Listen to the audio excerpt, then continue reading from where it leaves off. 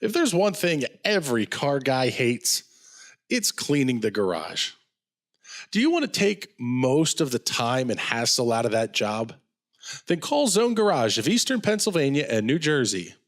Agnes and her crew will have your garage, shop, basement, or even your porch looking great all the time. With unique patterns and designs, plus the ability to incorporate your logo or any artwork, your space will never have looked better. Installation is done in 1 day, guaranteed, and Zone Garage offers a 20-year warranty on the top coat. Their coatings are durable, anti-slipped, and impact resistant. Give them a call at 570-856-6067.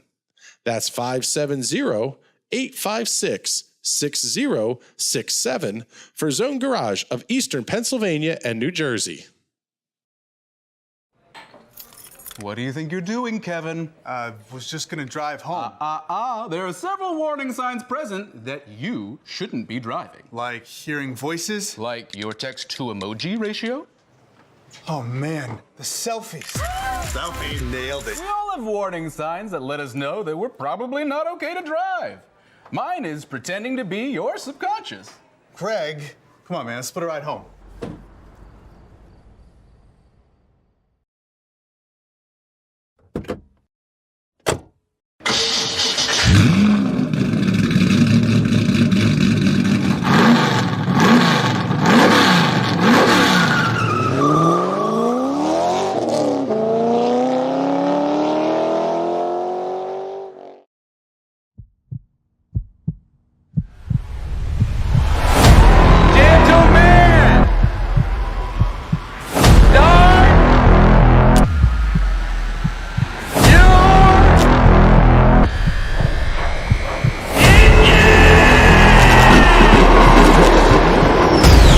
Green, rolling.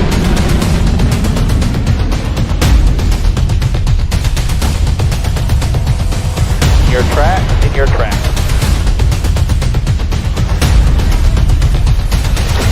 Check it up.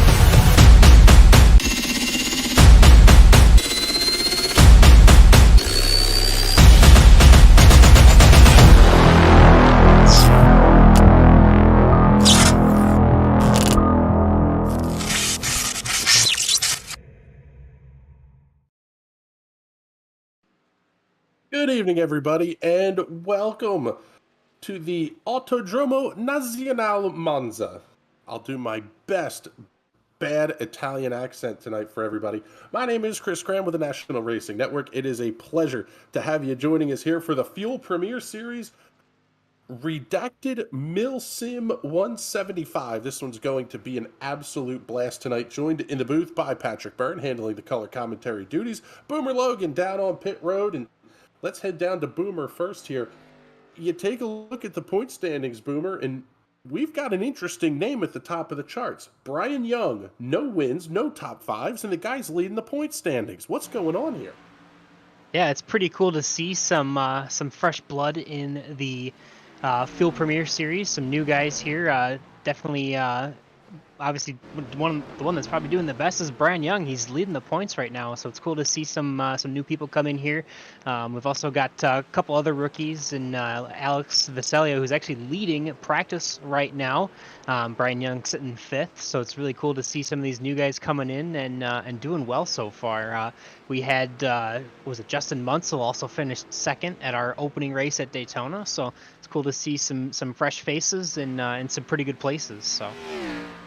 And Patrick, we just saw it out of the 86 of your point leader.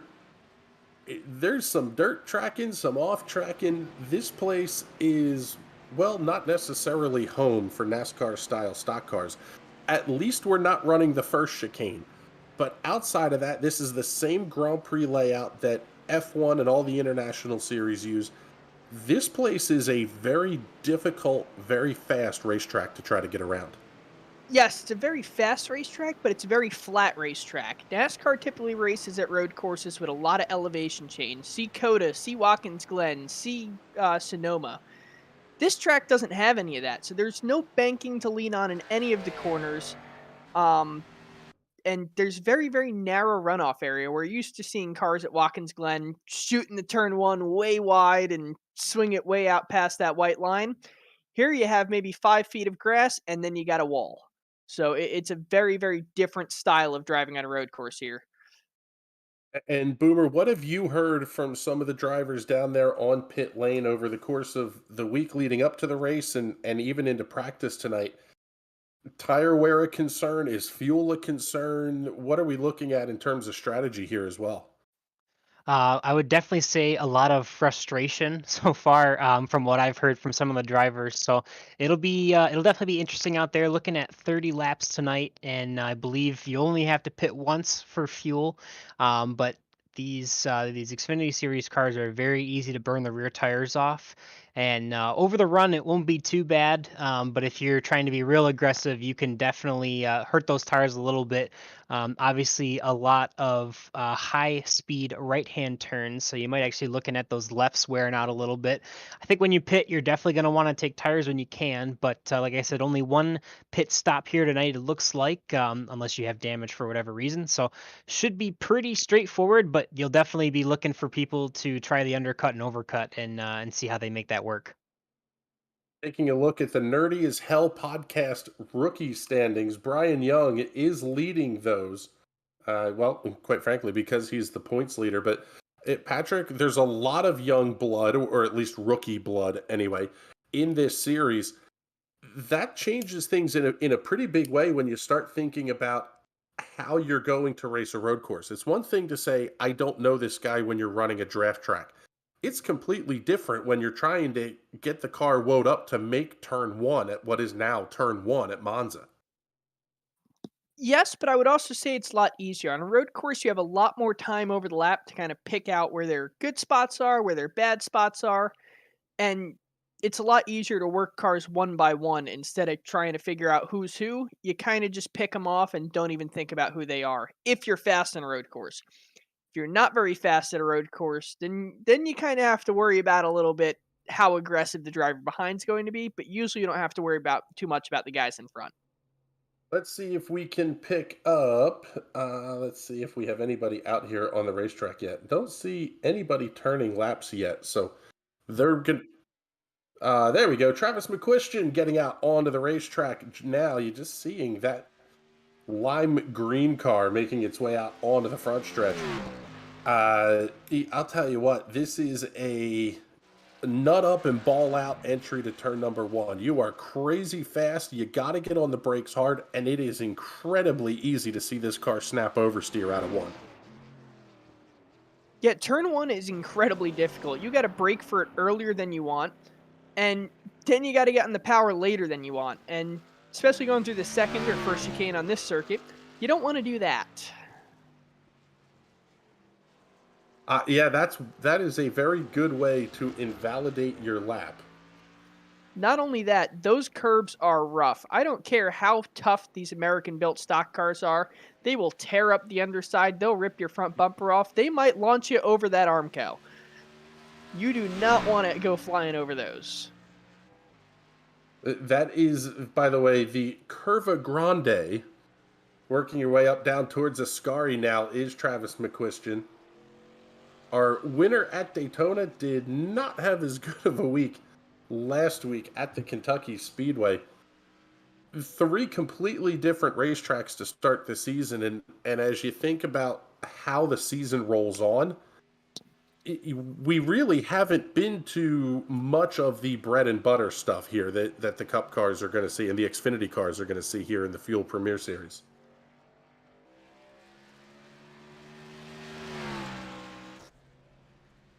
Taking a look back through the standings, as Travis is going to be the first one to begin setting a lap. The Firelight Esports 150 kicked off the season, and Travis McQuistion was your winner. Blake Gordon getting the win 1 week ago at the Kentucky Speedway in, quite frankly, an absolutely fun race to watch.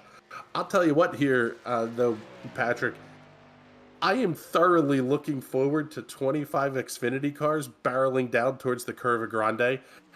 And just seeing who doesn't make the corner, it almost makes you chuckle how easy it is to blow that first corner. Then you get into Ascari, and everybody's going to blow it again. And oh, by the way, we're going to finish the lap with the Parabolica, which is one of like the most evil corners in all of circuit racing in Europe because it's so deceptively fast. I'm almost expecting a picture of. You ever see those old NASCAR 2003 videos of when they turn on the ARCA brakes in the INI file, and it's just the entire field with no brakes? I'm expecting that, and it's not going to be your guys that qualify up front that are making that mistake. It's going to be the guys behind plowing into the guys in front, and you're going to end up with a situation such as one that happened on I-81 today up in Schuylkill County, Pennsylvania. Oh, yeah, that was not a good deal. But yeah, basically something similar here. And Boomer, that's one of the things that really comes to mind here as we're following along with Travis McQuistion. Cold tires are absolutely a thing. These are not formula style tires that you kind of wiggle back and forth a little, you're going to get some heat in them. These things are going to take a lap or two, and you're really going to have to be careful with them. Yeah, definitely. And there's no heat warmers or tire warmers in stock car racing, at least not that I've ever seen. But yeah, good point for sure. And especially is the fact that you pointed out before that, or maybe Patrick pointed out before, this track is extremely flat.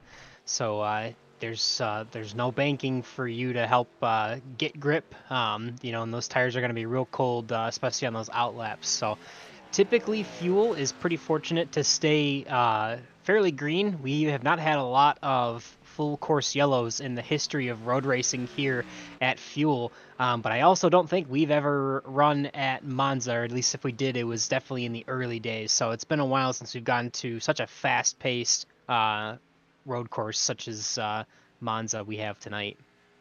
Travis McQuistion holding on to the top spot after his lap, 1 minute 45.53 seconds. Don Ronkel Jr. jumping up to second quick, 147.87, 1 minute 47 seconds, 0.87. Andrew Schaub, Tyler Dolger, the top four that have completed laps at this point. Getting ready to see the number one come across the line. That is Brandon Wengard. He will tip the scales at a DNQ. And that's one of the things here, the Hard Charger Award, the Primate Pest Control Hard Charger Award. We're likely to see somebody blow the qualifying lap and pick up the Hard Charger tonight, quite frankly, just because you screwed up the one chance you get on the racetrack.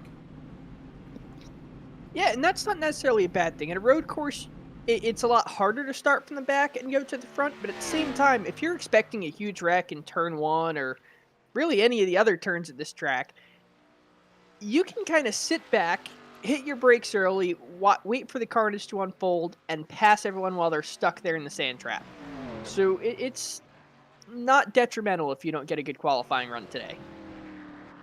Yeah, I know that they set some rules based on last season for the hard charger to basically make an honest effort towards qualifying, but I don't think anyone can be blamed if they just simply mess up their lap, because one lap on on a road course like this is pretty difficult. So definitely going to be a lot of people probably starting at the back without a qualifying time because of off tracks and other things. Taking a look here, Rich Engel has completed his qualifying run and did not score a lap time. Brandon Wengard completed and did not score a lap time. Thus far, only the top four getting laps in, and thus far, Travis McQuistion is your quickest. Now, the qualifying order goes from slowest in practice to fastest in practice. So action is going to pick up here in a very big way as we get towards the end of the run here. And then we're going to turn out and go 30 laps around Monza. Let's think about the strategy through here. Boomer, you're talking about needing one pit stop. Hypothetically, you're going to make it to lap 15, take your stop, good to go. Are there any ifs that come into play here, Patrick, or should this be pretty straightforward? I would think it would be pretty straightforward. I don't see a huge overcut or undercut, especially with only a one-stop race. Everyone kind of knows the number they have to hit. You hit the number, and you're good to the end. If anything, I could see an overcut being more effective here, just because that final run, you're able to really, really push and really track down those guys. The only time I'd go for an undercut is if it was my last ditch effort. I'm not really good at road courses, but I am good at blocking. That is the only reason That I'd go for sounds the like you. Uh, That it, sounds like personal experience. it's not a block, it's a bizzle. That is correct. It's a preemptive maneuver, it's not a block. Something tells me producer Connor Baldwin and I would argue otherwise, but that's all right. Seeing Brett Kook setting a purple sector 1. That is a fastest overall sector, and the track is broken up into 5 separate sectors here at Monza. Then he goes a little bit slower in sector 2. That's one of the interesting things for me, Boomer, is you can be fast in some places, not fast in others, and among this field, I think we're going to see a lot of balancing out. Yeah, definitely. There's definitely not a lot of corners like another corner here at Monza. Every corner is very distinct, very different style of attack, and some are very slow, like the two chicanes, obviously, and there's a lot of speed through, especially the final corner here. So it's definitely easy to be faster in one part of the track than the other. Might even suit some people's styles a little bit differently. I know some people may be adjusting their brake bias to lower it to give them more braking so they can attack those braking zones harder. Some people may be raising the percentage or giving it more front brake so that, or more rear brake actually, so you can slow the car down more gently and easier, which is probably better for some of the the less harder braking corners. So definitely different styles in every area of this track for sure. Brent Kook, next driver to get a lap on the board, 1 minute 46.005 seconds. Among the drivers that have taken time and did not score a lap, we mentioned Brandon Wengard and Rich Engel. Looks like Kyle Cooper also will not get his lap scored. The 95 of Joe Dinsmore will also not score his lap. Brian Keita, Daco Parka, however, putting up some pretty good laps here, seeing some purple sectors up on the board.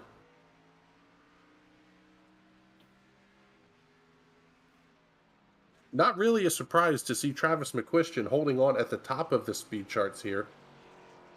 He's pretty talented. Even better, Brian Keita coming in with a lap time of 1 minute 45.698 seconds. Excuse me, 0.498 seconds. Knocking Travis McQuistion off the top spot. Daco Parka going to come down across the line. He goes quick time 1 minute 44.906 seconds. And this is where your qualifying ringers are really, really going to shine. And this is where your road course ringers are especially going to shine. They are going to set times that seem unattainable. Especially if you're an oval-only guy, kind of just stuck running this road course for the points. Yeah, there's definitely a bit of parity at times, especially for the guys that are really good at road course racing in this league are extremely good at it. You'll definitely see people like Alex Vasilio, Thomas Bressi, Blake Gordon, Justin Morton. All those guys are going to be at the front, and I wouldn't be surprised if they're even a second or two faster than our current fastest qualifier, Daco Parka, by the end of this session. Following along here with the 50 of Casey Lakatos. Cal Filarski also out on the racetrack, as is Hayden Pastorius.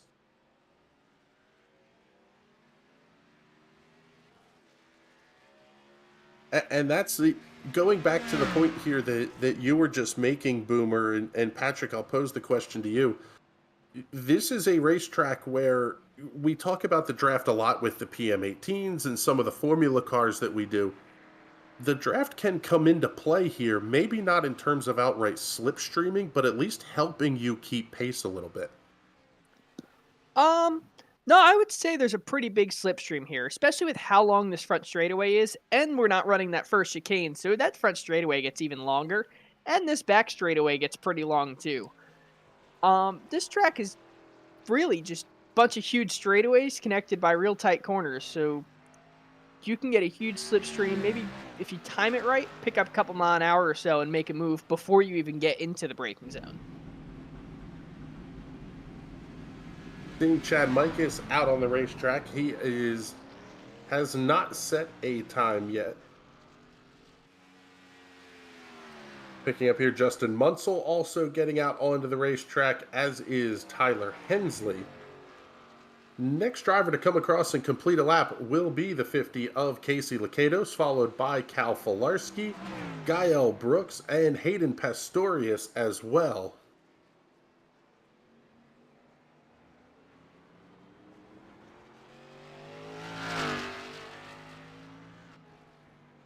Taking a look at our pole award winners from throughout the season to this point. Rob Ackley picking up a pole award at Daytona. Mike Stroll getting the pole award 1 week ago in the Bagged Milk 180 at Kentucky Speedway, and I'm going to say that every chance I get this season. Something to check out here in the description of the video. We have a pretty neat giveaway, similar to the Fox kind of Super 6 deal. Click the link, fill out the Google form, and we're going to pick a winner from those based on closest to the responses and stuff. Well, we're not picking the winner. The people that are putting on the contest are. Presented by our sponsor of tonight's race, Redacted Milsim. Actually, a pretty neat giveaway here. Chance at a pretty decent prize package. So make sure you check that one out here in the description of tonight's race video.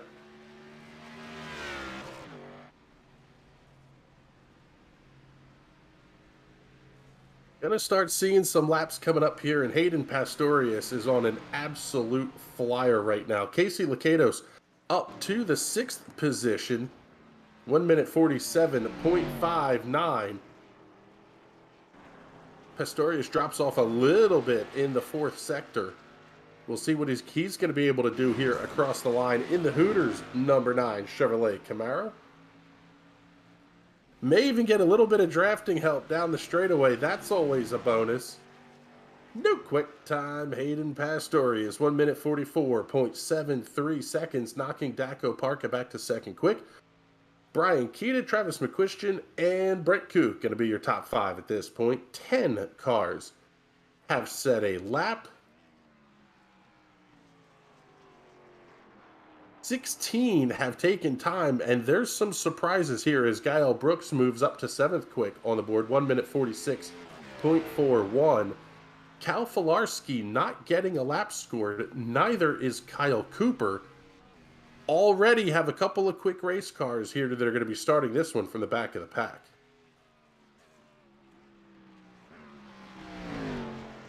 Chad Mike is setting the 5th quick time, 1 minute 45.72.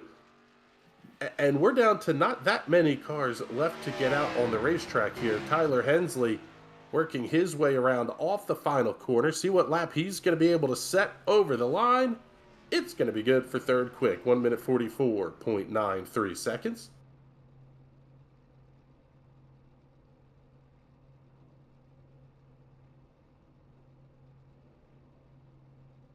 We should be down to about our final groups of cars to go off onto the racetrack here. Actually, I think we have 2 groups left. Still haven't seen Blake Gordon, Mike Stroll, Thomas Bressie, Justin Morton, or Rob Ackley, among others. Talk a little bit here about Thomas Bressie, currently sitting 2nd in the point standings.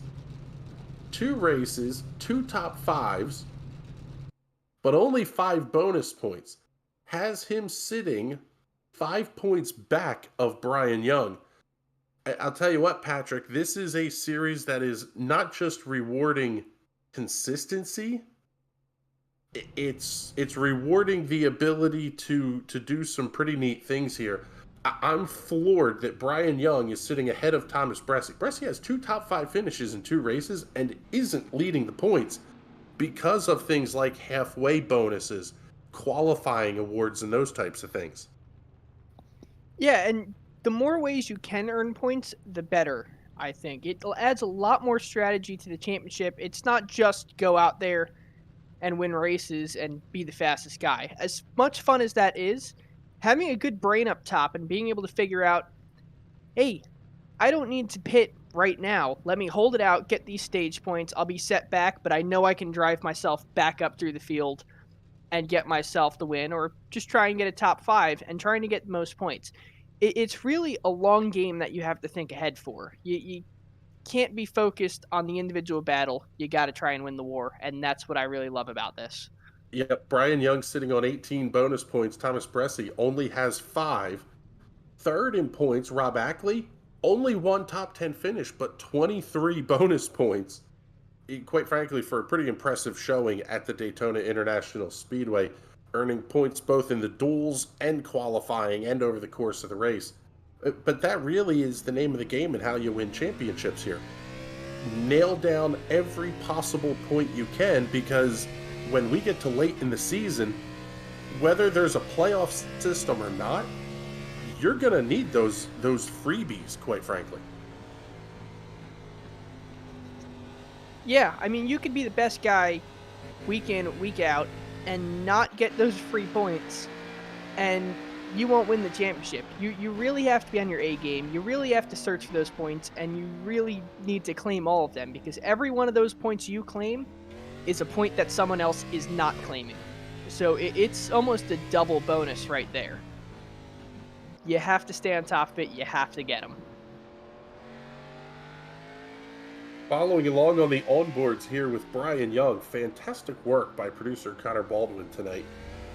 Something that, well, quite frankly, when it's a one-man production and play-by-play booth, you don't necessarily get to think about, but nice job picking up the in-car shots, and I will also say on the camera design here as well. Monza is not an easy place to build cameras for. There's a lot of corners that you just can't get a real good view of. But taking a look here, I'm sorry, on board with Brett Cook in the 65, I believe. At least, okay, yeah, on Brian Young here in the 86, I think. I don't have my cheat sheet with me. I am currently in down in sunny Florida on a production trip down here, so I don't have all the big cool toys at my disposal here. I'll tell you what here, guys, we're down to like 3 minutes left in qualifying, and we have drivers that haven't set a lap yet. This is going to be very, very close for Matt Owens, even guys like Alex Vasilio, who he's still a quarter of a lap away from getting the clock started on his lap. Could we see a situation where maybe not everybody gets the lap in? I am not sure, unless they're just going to do a mad dash for all the rest of the cars and just tell them, get out there and set a lap. Which I believe is kind of what we're seeing right now with 4 cars on the racetrack. Yeah, new quick time, top of the board. Finney and DeCuna, 1 minute 44. 0.541, I guess. 0.551, excuse me. Next across the line is going to be Rob Ackley. He goes quick time, 1 minute 44.21 seconds. Will Roberts out on the race course, as is Mike Stroll. That's who we're following along with right now. Blake.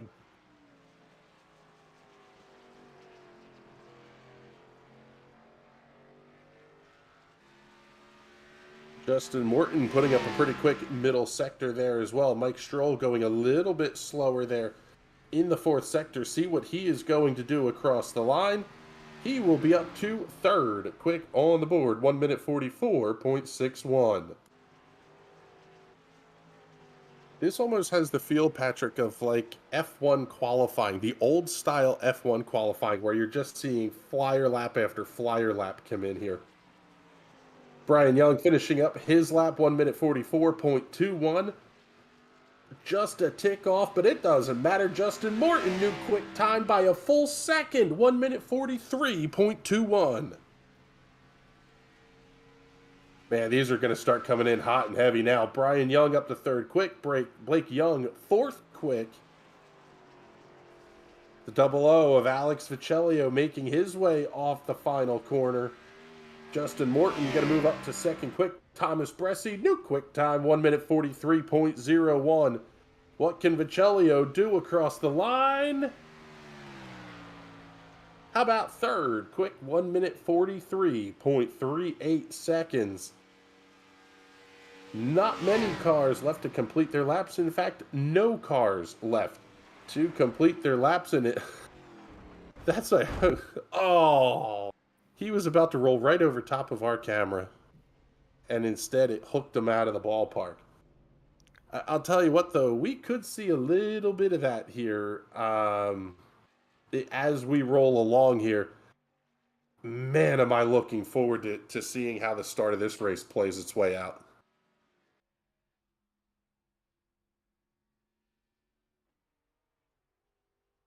And Patrick, something I'm thinking about here, if we're going to see a yellow, it's probably going to be on the opening lap because of a big issue of some sort. It sort of tells me that if you're, I don't want to say a smart driver, but at least a moderately cautious driver, there's potentially a lot of gain to have here just by staying out of an early mess. Oh, absolutely. Like, I run in a Formula One league, and we've had cautions at the first lap of two of our races now. I've avoided both the wrecks. I'm not very good at qualifying, not very good at those cars. Avoided both the wrecks, and I've scored points in each race I've run. So, just keeping a level head, anticipating the accident, and cautiously driving through it, not holding it wide open, pretending you're Cole Trickle and Days of Thunder, and you'll make it through and you'll earn some points.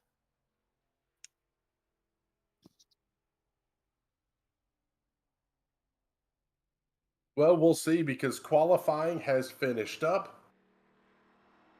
Just about ready for go time. Take a look here. Got to find our poll award winner. Want to make sure I give out the correct logos here. The Chance 3 Design Shop poll award. Gonna go tonight to Thomas Bressy. And let's see if we can't get Thomas up into the room here.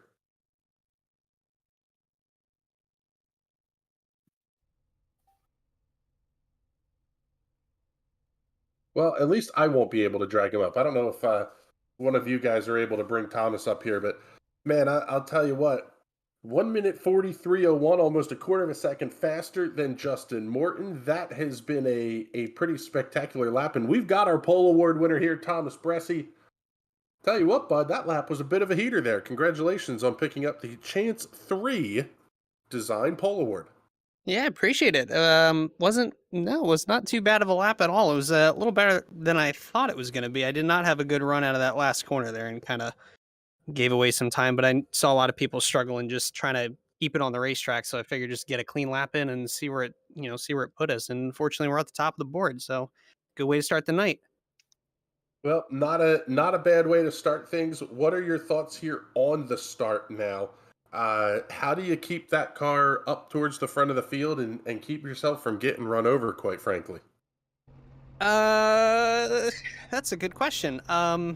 Yeah, just no mistakes. I mean, these road courses are always tricky, but it's been a long time since we were here at Monza. I think it was like 2019 or something, and it was like one of my first 5 or 6 races here in Fuel, and we were in the Cup cars. But did well then, and just again minimizing mistakes, and that's all you can do with these road courses. So yeah, I guess that's what we can do. We'll see what happens though. A lot of fast guys up front, and we'll just do what we can and try to be there at the end.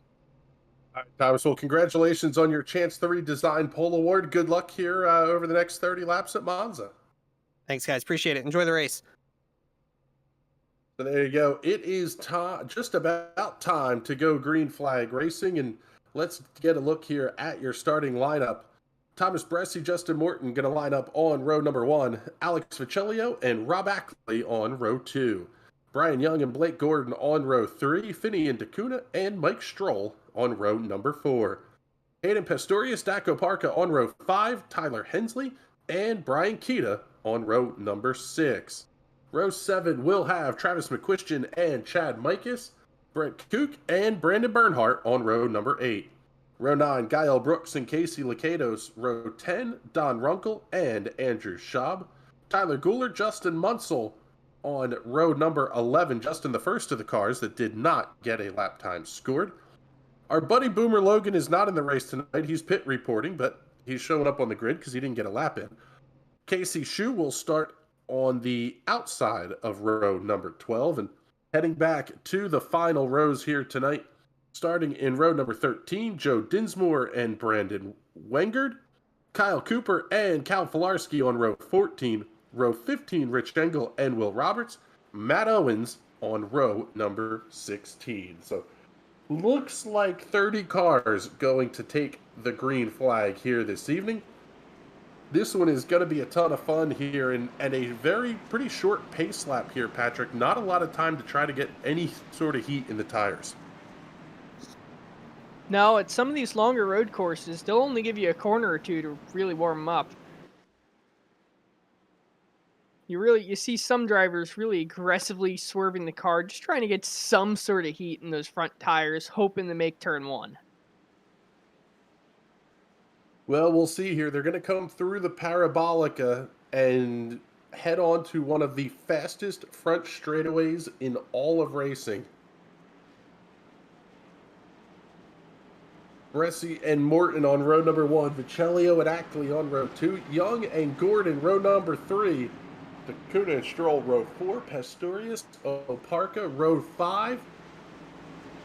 I cannot wait to see the pace truck pull in. Field's going to come off the final corner. And as always, race fans, start of this one's going to be all yours.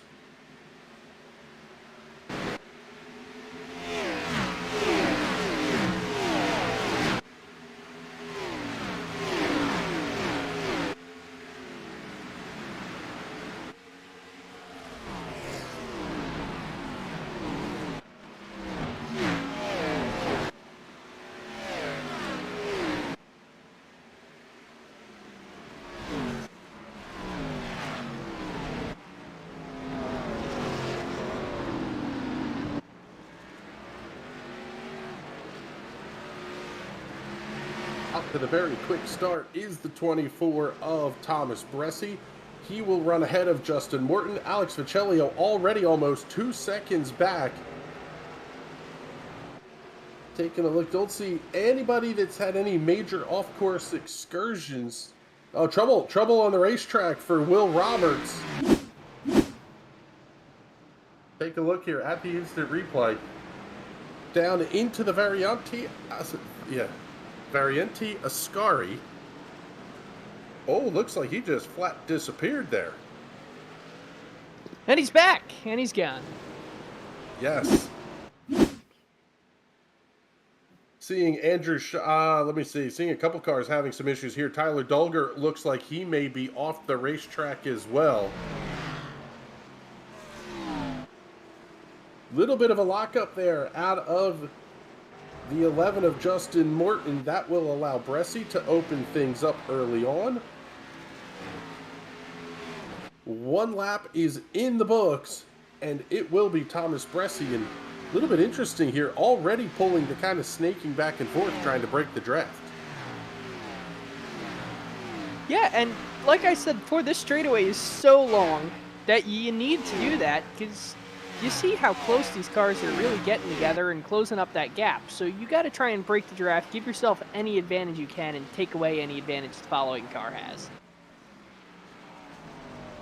Following along with the tight battle here between Brian Young and Blake Gordon. As for the lead, well, how about side-by-side battle for the lead? Almost beaten Doors. Bressi going to hold on to it for now. Morton has to bail out of it. Things tighten up at the front of the field in a very big way. That had to be a little bit of a mistake there from Thomas Bressi. I'll tell you what, Boomer, it almost feels like this is going to be potentially a race where whoever makes the fewest mistakes may be the guy who ends up in victory lane. Yeah, definitely. We've seen a few people go off track. I saw Gael Brooks go way wide in the final corner there a couple laps ago. So really just keeping your nose clean and not losing any time from being off track or spinning out is definitely going to be a huge advantage, especially for the battle between 10th place on to 20th and back. And Patrick, when we're talking about a series that is as tight as it is in points, that's really something important. You can't give up 15th to 20th place points if the guys ahead of you are going to put a top 10 on the board. Yeah, if you're not good at a track like this, you have to try everything you can. Maybe stay out, go for that overcut at that pit stop. Try and, get the middle of the race points, and then see where you can pull the race together and try and finish at least kind of decently. Yeah, we had another car go off there real quick. Don Runkle Jr. back now in 23rd place, lost a couple spots going wide. So definitely a lot of cars losing some grip, and especially in that final corner. And Boomer, this is something that makes me think here. We know they're only going to have to make one stop, but does the pit window open at like lap 10? Or is this one of those where you can make it exactly 15 laps and you kind of have to cut the race in half? Yeah, I've been hearing 17 laps, so I would assume that doesn't give you a lot of options, unfortunately. Obviously, if you could go closer to 20, then you got plenty of room to play with some strategy, but I think we're going to be looking to see most of these drivers coming between laps 14 to 17 or so. An absolutely monster hang time there for the 13 of Blake Gordon off the curves. Patrick, what's that like driving these things? I mean, you've driven them in VR and going back to, big overshoot. Wow, huge hit for the 00 of Alex Viccellio. Wow. That's some serious damage for our fastest guy in practice tonight, who was definitely going to have some speed. Definitely unfortunate to lose the brakes there. Well, I can tell you for certain that a hit like that, if you're in VR, is not very comfortable. I was going to say, we're just talking about hitting the curbs, and then we get an example of a huge hit. A little bit surprised here that the 00 of Alex Viccellio has not been in pit side. Because that hit was huge. I believe there were cars to his right side as he passed the pit entrance. He couldn't dive down in.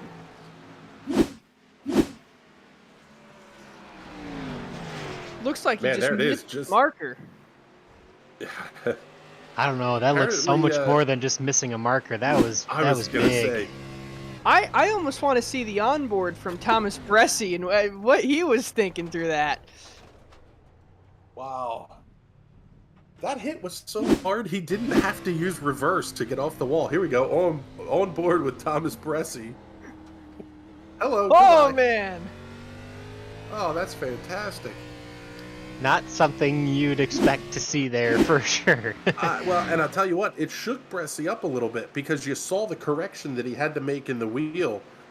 Even that type of thing can be enough. I mean, now granted, my lack of talent is well known on the iRacing platform, but the ability to spin these cars with the slightest bit of too much throttle, that's really tough to do when something kind of spooks you like that. Yes, however, these are some of the easiest cars to save on the service. They are fantastic to drive because you can hang them out a little bit sideways. You can get them about a 25 to 30 degree slip angle and still be able to recover the car. Now, the farther out you swing the car, it's a lot harder to catch, but you can really crank on the wheel, steer into the slide, and catch the car and keep on going. Well, we just saw that out of Finian DeCuna entering the Parabolica.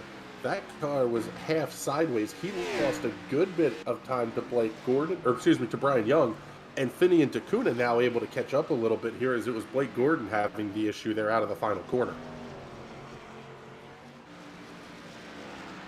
Interesting to see after that big impact, Alex Viccellio is still only back in 11th place, and his pace is still decent. A little slower than the guys around him, but still looking at a top 15 as it sits right now. So he may stay out and not elect to pick for at least a little bit. I'll tell you what here, Boomer, maybe you can get an answer for this one, but how does that car not have a meatball? I mean, that is truly a modified. The bumper's gone, the hood's gone. And that hit was huge into turn one. Yeah, I'm amazed that he... Yeah, definitely amazed at that for sure. I believe it's because the hit was dead square. That car is probably still square. It could be. I mean, he did bury it neck deep in the tires, but he bounced as far back as he went in. So I thought, impressive car body building skills here out of the 00 team tonight. He is hounding Gael Brooks in the 71, and Gael may be, he is one of our hard chargers of the night. Justin Munsell up 9 for the Primate Pest Control Hard Charger Award as Gael Brooks slides a little bit wide there in the Parabolica. Now, as I was looking at that 00, you can see that the left front tire is cambered in a little bit. At a track that's mostly right-hand turns like this one, that is going to benefit you more than it hurts you. So his car might even be feeling a little bit better, even if it's missing some of that front downforce. Oh man, big block there out of the 86.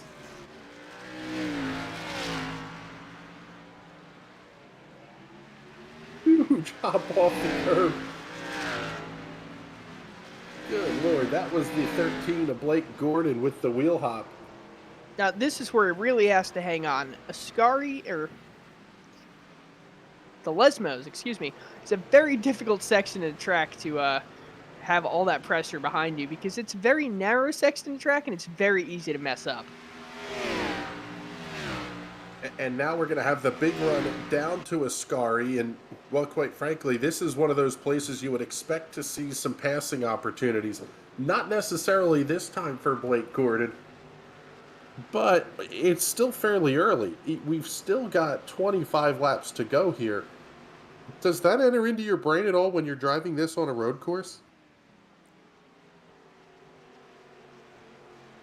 I'd like to think you would have to. You know, there's definitely some time to push, but if you're pushing every lap trying to make qualifying runs happen, you're not going to make those tires last for that whole run. So there's definitely a lot of guys here that are really good at saving tires, but definitely a different, definitely completely different on a very flat track like this. Tell you what, the 86 of Brian Young is so darn quick through that last sector. He's really able to open up a pretty sizable gap here as we slide back through the field just a little bit. Thought we might see the mid dive into the corner by Tyler Hensley on Hayden Pastorius. Justin Munsell getting around Alex Vicellia with a battle for 12th. This three-car battle, Daco Parka, Hayden Pastorius, Tyler Hensley fighting for 8th, 9th, and 10th.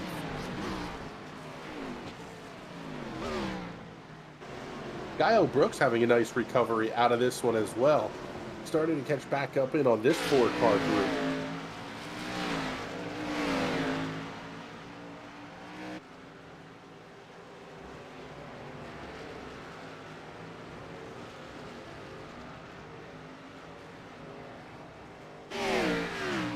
Getting an interesting question from our producer, Connor Baldwin, about a possible incident limit. And no, there is not one. These drivers can, quite frankly, abuse the track limits all they want, which is something he's typically pretty fond of.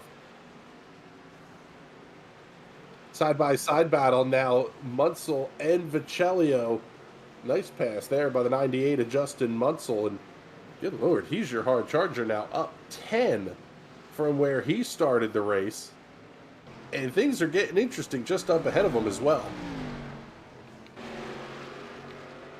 Yeah, real quick, definitely no incident limit here in the fuel league, but you can't just go around wrecking people either, so there's definitely a bit of policing there that the admins will take care of whenever there are incidents, but for the most part, pretty clean league, but obviously definitely no incidents. No incident limits, Okay, yes, I was going to say, the question from the producer is more of a track limits discussion. If there's anybody that knows how to Connor Baldwin abuses track limits like it's his job.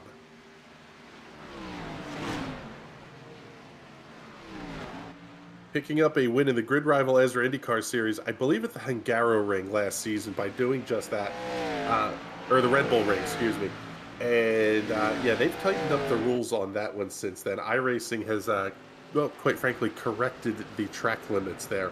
But it does make for an interesting discussion because I would think here, Patrick, if you know you don't have an incident limit, kind of lets you hang things out a little bit more. You don't have to be, knowing you don't have to be perfectly tidy around the racetrack. Absolutely. I mean, you can not cut corners, but you can run them wide, get much better exits out of the corners into these absolutely massive straightaways.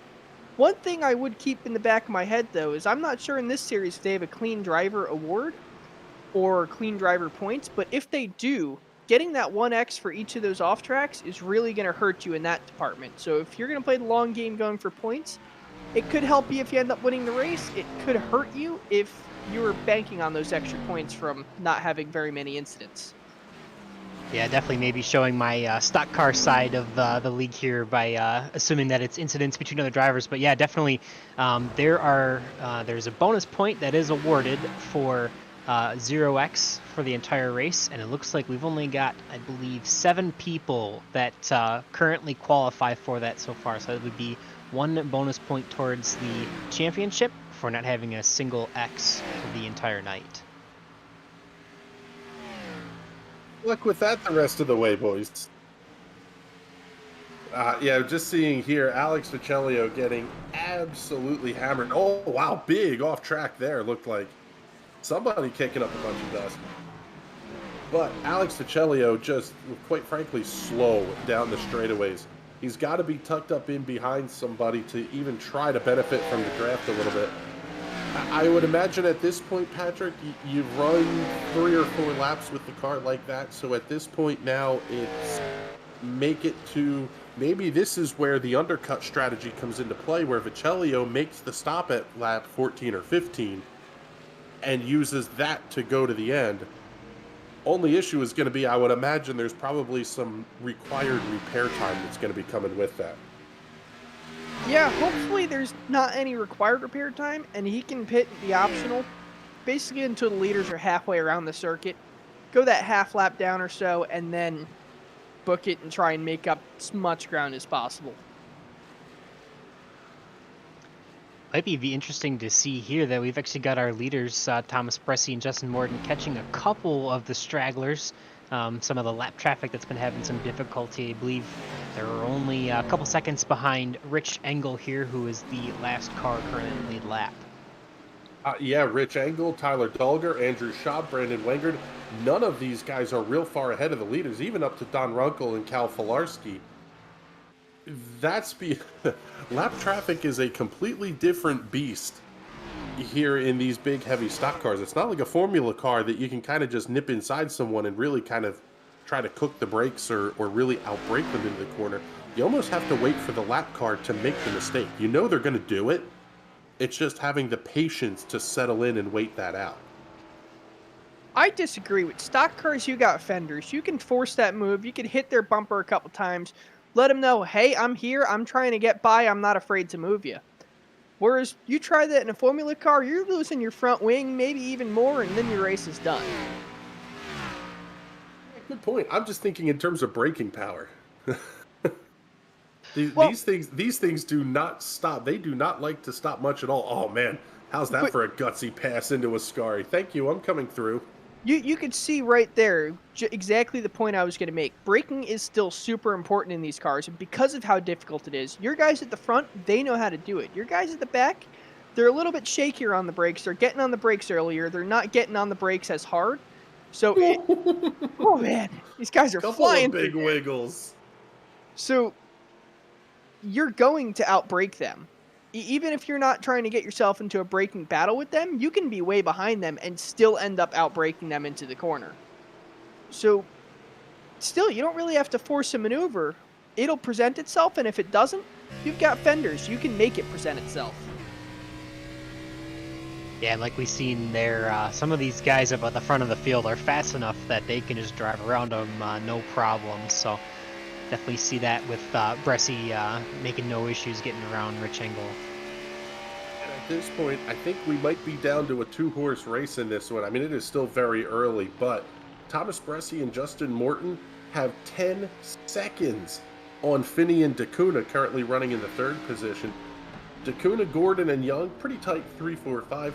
Best battles on the racetrack right now is going to be, it looks like Brian Young, Mike Stroll, Rob Ackley kind of back in this area a little bit as we go on board with a 13 of Blake Gordon.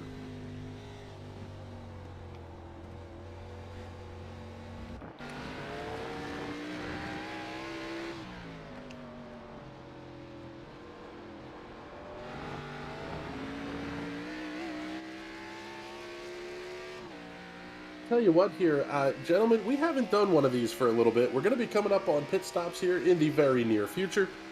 How about we let the race fans at home go ahead and crank it up?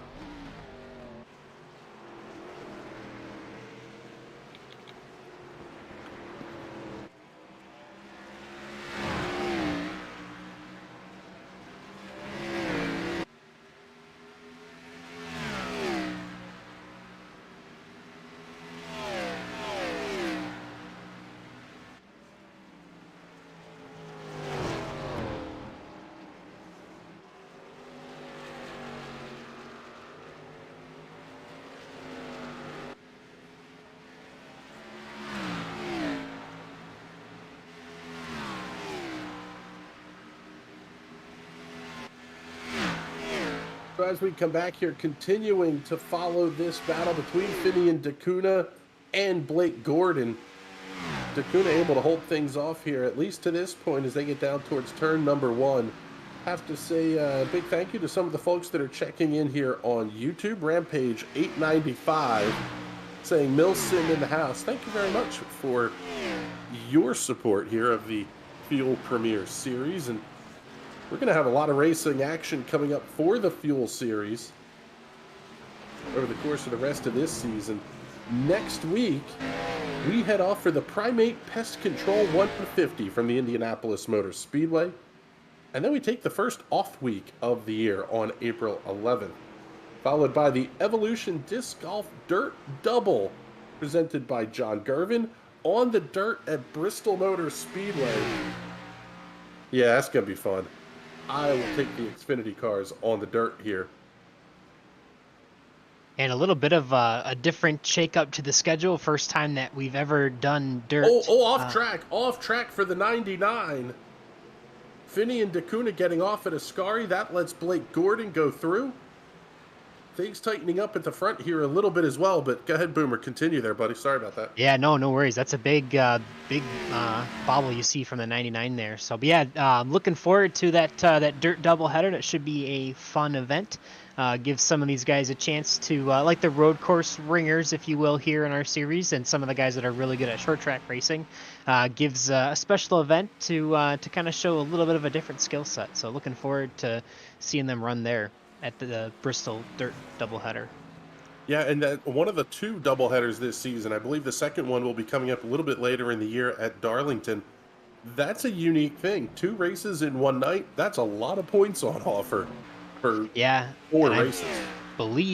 I could be mistaken, but I believe one of those Darlington races is actually worth double points even. So that's going to be a huge night for sure. It's a double-double?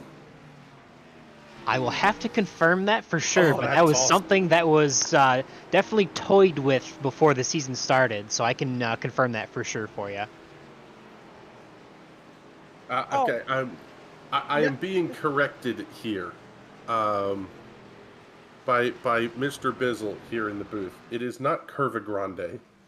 It is Curva Biasino. Biasono? That's turn number 1. I am not sure. I don't speak enough Italian. Curva Grande, I believe, is fine. I believe they still interchangeably use the 2 terms. So, whatever one works. We'll keep calling it Curva Grande. That's easier for us to say. Yes, it is.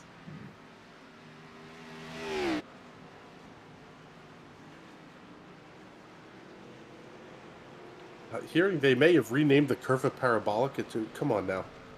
You guys can't screw with me this much. Let's pick up Hayden Pastorius in the number 9, battling with Daco Parka, Justin Munsell, Chad Mikas, all up in a line. Gael Brooks just ahead of them as well.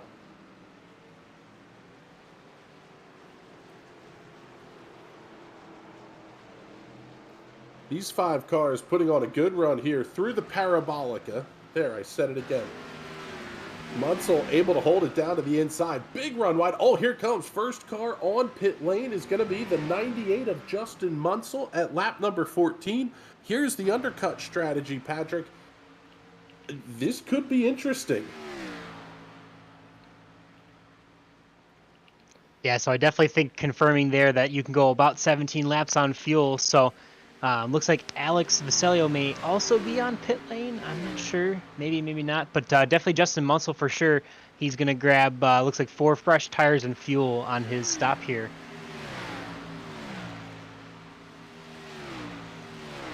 Justin Munsell down and away out of pit lane, 17.15 seconds. The time of the stop, little bit slow there by the crew. And remember, these are still 5 lug nut pit stops. It's not like the single lugs that we see on the next gen cars. Yes, which means we have no worry here tonight of tires just falling off. Jacob Morales checking in here. Yeah, saw the Nerdy as Hell podcast logo. I'm a member of it. Hey, I'm glad you're enjoying the show here, bud. The Nerdy as Hell podcast, by the way, sponsoring the Rookie of the Race award. Unfortunately, I don't have the list of rookies in front of me. Oh, but we got action at the front. Justin Morton on pit lane. Second place driver making his way in for his one and only stop of the race. 1 lap shy of halfway.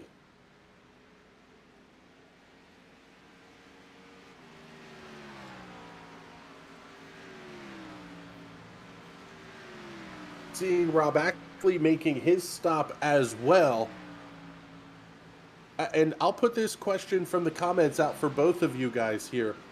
Rampage 895 checking in on YouTube saying, any tips for someone looking to potentially get into iRacing? Absolutely. Get yourself a decent computer. There's tons of threads. Get on the Facebook groups. People are selling computers all the time. They'll be race ready for iRacing. Get yourself a wheel. If you're just getting into it, start yourself with something cheap. Logitech makes great cheap stuff. It's not cheap garbage. It's cheap, decent stuff. I will have you know my Logitech Driving Force GT is almost 20 years old and still fantastic. Yes, if you could find one of those are cheap. I don't know if I would call yours fantastic, but they work.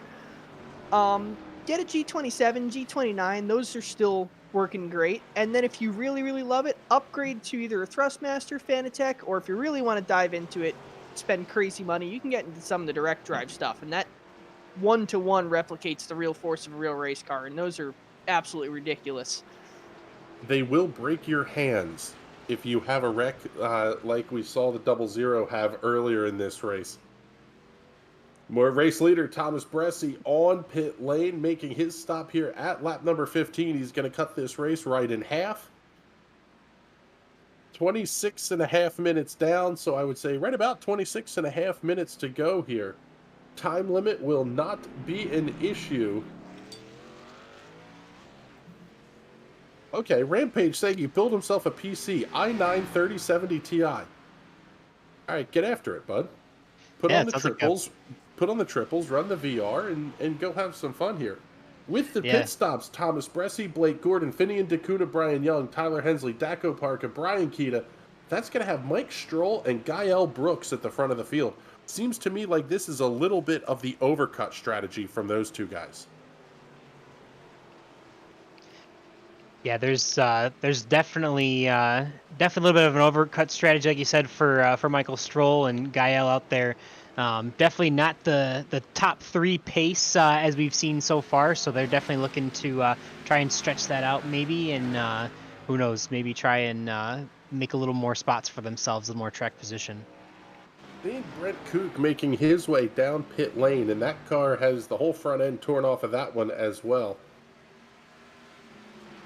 So taking a look at the front here, Justin Morton and Thomas Bressi have both made their stops, and how about this? Justin Morton is ahead of Thomas Bressi by, call it 0.7 of a second here, as they're just coming around to complete about halfway through the first flying lap for each of these guys. This is the effective battle for the lead of the race that you're watching right now between Justin Morton and Thomas Bressi, and they've swapped with the undercut by Justin Morton.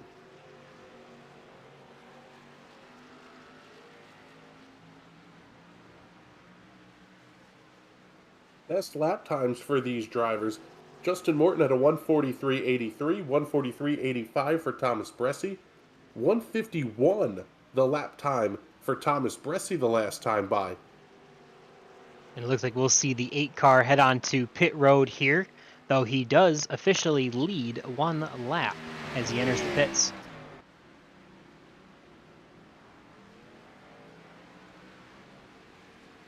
Now we're going to see Justin Morton and Thomas Bressi cycle back through to the front. We've seen Bressi out front this entire race. Justin Morton has not been the race leader. Changes the dynamic a little bit here. If you're Thomas Bressi, you haven't necessarily felt the car without some of the downforce on the front that comes from having that clean air. Oh, big wiggle, hit into the wall, lap car going around right behind the race leaders. Oh man, these two have just missed trouble lap after lap. There's something coming out to get them. I wouldn't be surprised if we see both these cars struck by lightning during this race. I mean, the racing gods are trying to end this battle, and it just won't happen. Yeah, definitely fortunate there that Brandon Wengard was able to hold on to it enough there to keep the leaders out of trouble, but it definitely stacked them up. You could definitely see that 24 is all over the back bumper of the 11. Wow. Taking a look here at the time deltas between Justin Morton and Thomas Bressi. Actually, we're going to have to go up one more, I believe, and pick up the 11. There we go. Basically, the line you're seeing right at the top of that piece of graphics in the lower right-hand corner of your screen, that's the outlap that we saw from Thomas Bressi. If you look at the rest of the laps that follow after that, these guys are within tenths of a second of each other. Bressi just a little bit quicker. He is right up on the back bumper of Justin Morton. He'll take the big toe down the straightaway. Thank you very much. Do we see the dive bomb into turn 1? He's looking. He's looking. Oh, what a pass. That is such a gut sack moment. What a pass from Thomas Bressi. Man, just slide it in back there. out front. I don't know that was slided in more than it was shove it in deep, because he was heavy on the brakes and it forced Justin Morton to run just a little bit wide on corner entry.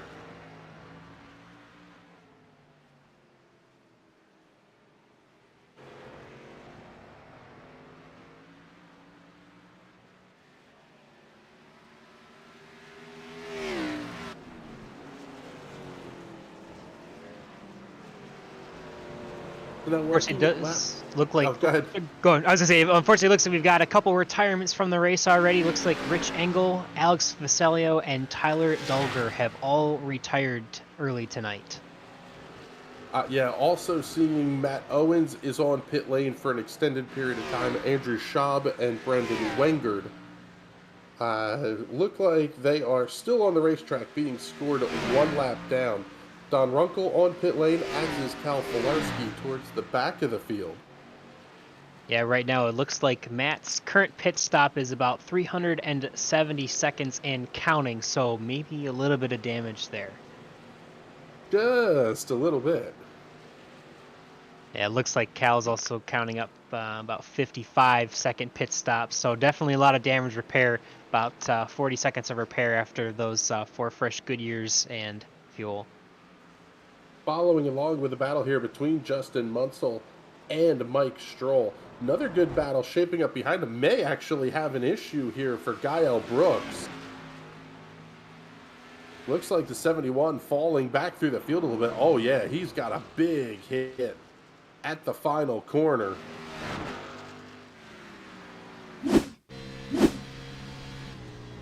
On board with a 71. Oh yeah, again, just missed the corner. It's another one like that Kurt Busch incident we had last year. Oh, that's 2 of them now that have done that. That's crazy. He definitely said he apologized. He just completely missed his brake marker. Now, and you say completely missed the brake marker. We're talking by 50 to 100 feet. But that's the difference between getting the car woed up and burying it up to the driver's seat in the tires. Yeah, these are definitely not the next-gen cars. They don't stop on a dime, but it doesn't take much to miss that braking zone and completely blow through it and almost end your day. as you look at the timing tower on your screen, numbers that are in white are more than 1 second gaps between cars. Anything that's in yellow or orange starting to get a little bit close. When you see the numbers light up in red, that's when you know it's time to start paying attention here. We have a couple of those, Munsell and Stroll battling for the 8th position. Also, Rob Eckley and Brian Young battling for 5th and 6th. I'll tell you what, once again, Brian Young doing what you need to do to win championships. You don't have to go out and win every race. You just have to be good week in and week out. Seeing Matt Owens said, was checking fuel and killed it. Yeah, that'll happen to you.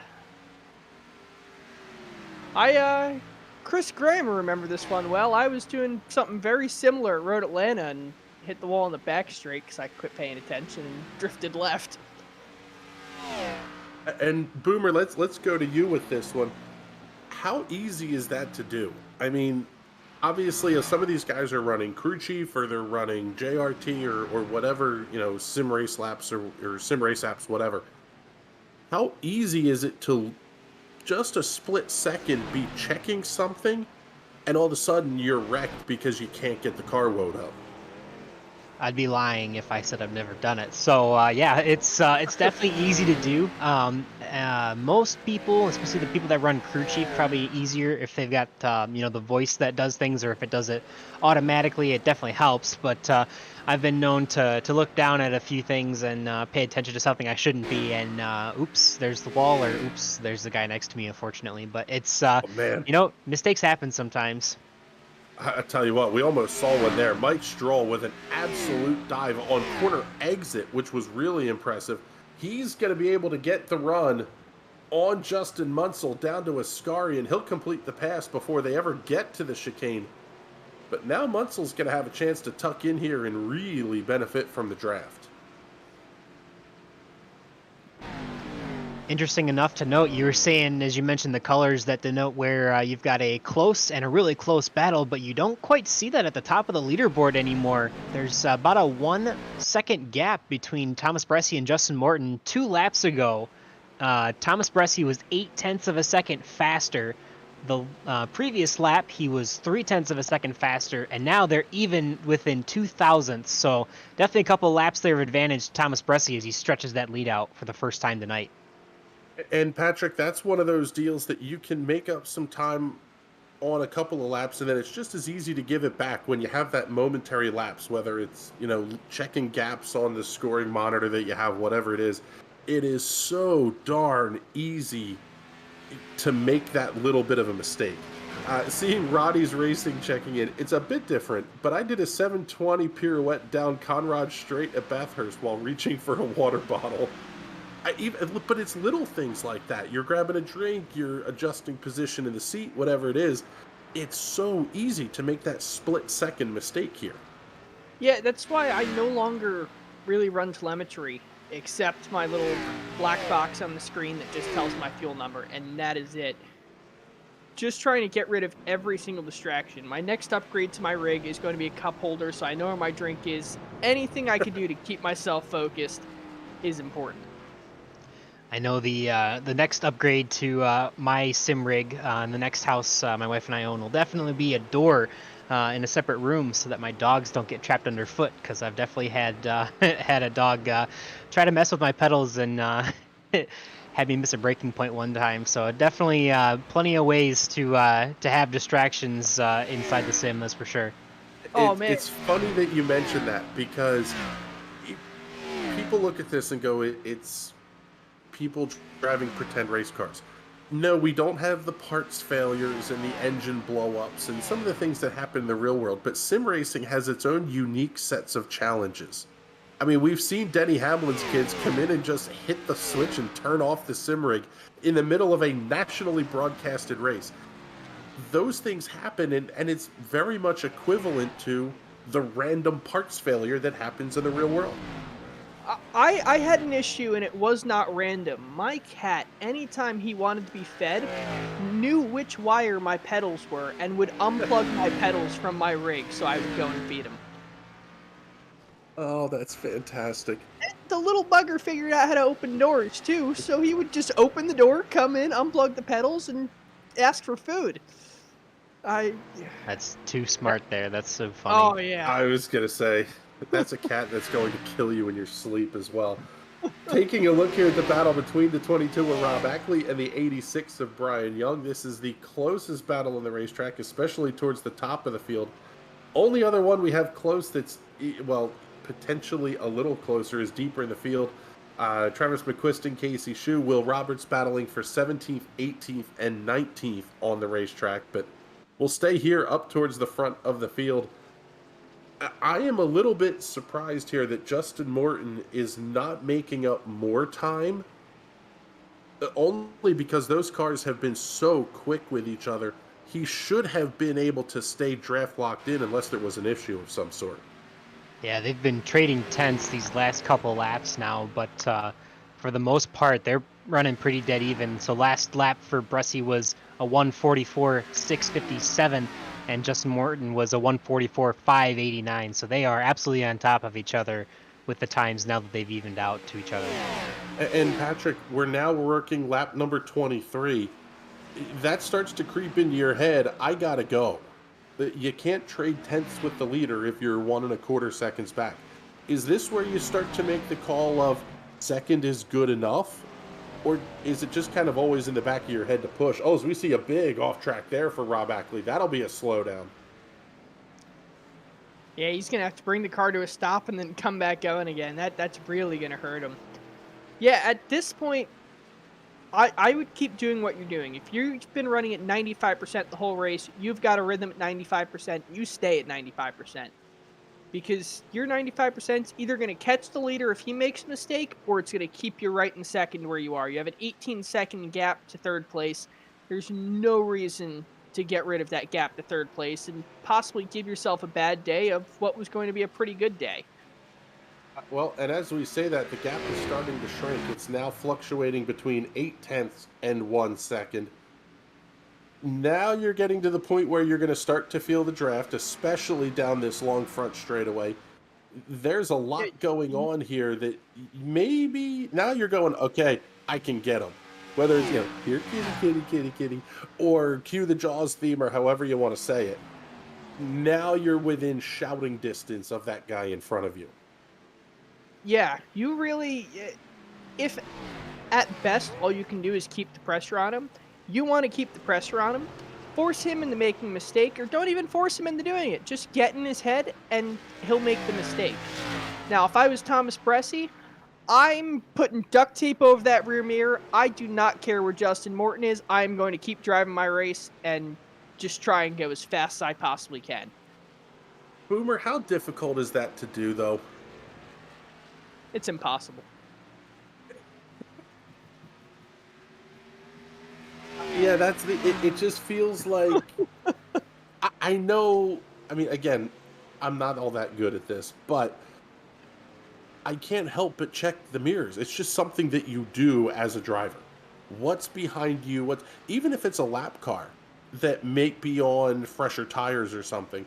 When you're driving a road course, you're checking the mirror, you're checking the relative. There's a lot of things that you're looking at, and it just makes it easy to make the mistake there. Yeah, Yeah. definitely. Oh, go ahead, Patrick. I was just going to say, it's just the same thing as checking that black box. You're checking your telemetry, you're grabbing your water bottle. It's another distraction, and you've got to try and eliminate those distractions. If you've been staring at the mirror trying to block the guy, try to switch to just glancing at the mirror. Okay, he's there. Okay, he's going to the inside. Kind of like you do in your road car when you're switching lanes. Just kind of glance at the mirror. Okay, I'm clear. Move over. That's exactly what you want to be doing here. You don't want to be staring into it because the racetrack's ahead of you. The finish line is ahead of you. You can't look back at the finish line. You got to keep your eyes forward. And this is, quite frankly, an impressive battle for the lead, even to the point of one of these drivers, if it comes down to the bump and run like we saw between AJ Allmendinger and Ross Chastain yesterday at Circuit of the Americas, even if you have it off track with 19 seconds, you still have to recover and press on from that issue. Yeah, definitely. There's not a lot of time to sit back on your heels. You want to get up and get going as soon as you possibly can, and definitely the tale for a lot of guys towards the back of this pack that just made mistakes and couldn't unfortunately capitalize from. Because obviously these two at the front really haven't made a ton of mistakes at all.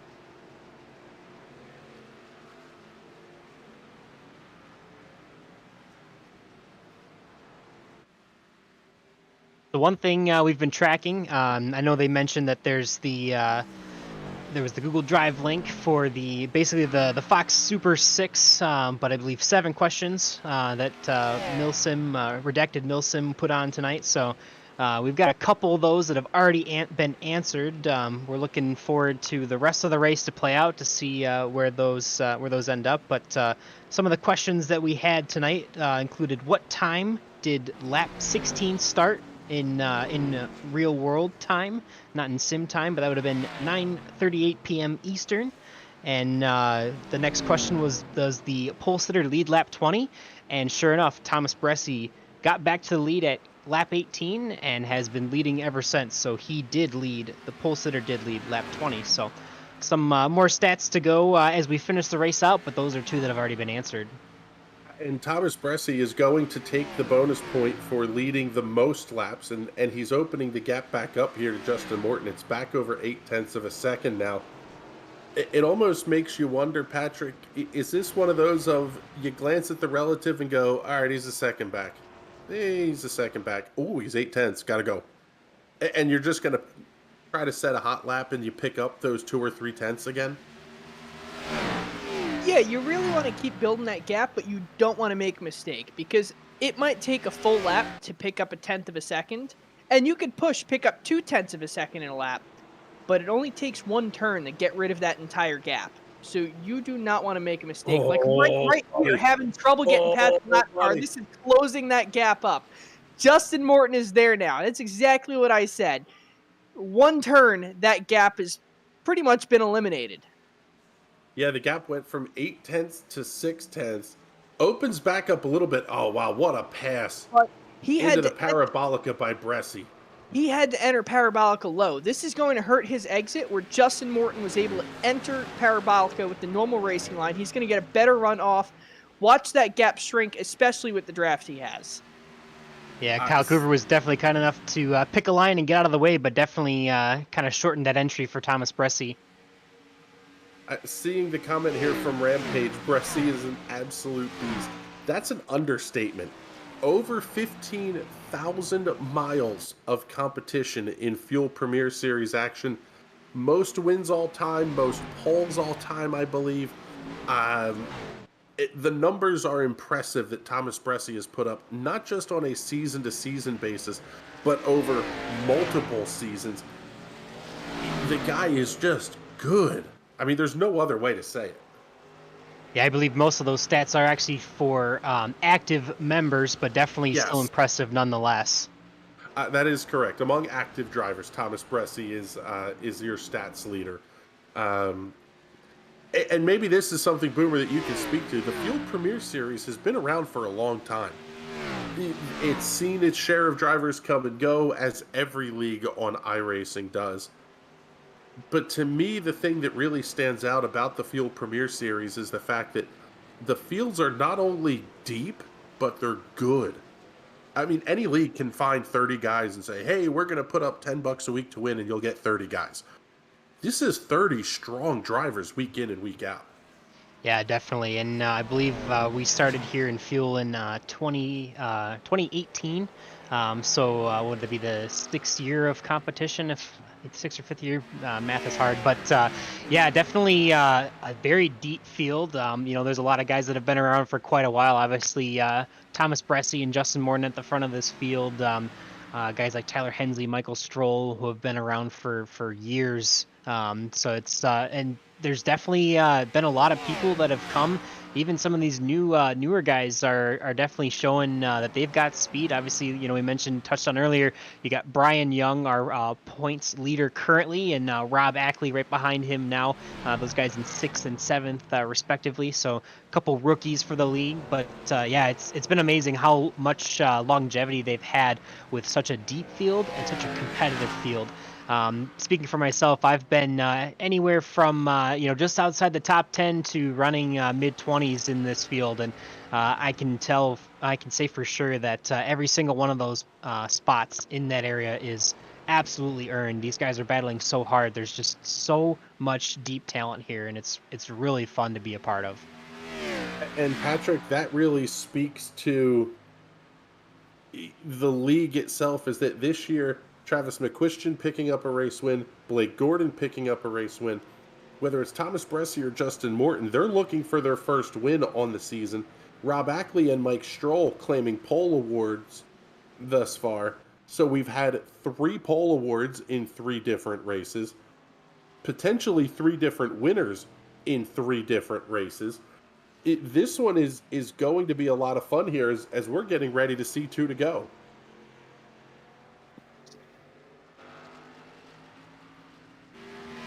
Yeah, having a huge spread of drivers that can win a race makes it really, really exciting because everyone has to fight. It's not like you have one alien in the series and then a whole field of drivers fighting for second or third place, because that gets real old real quick. Everybody at least wants a shot to win or just have an idea that they can get a top 10.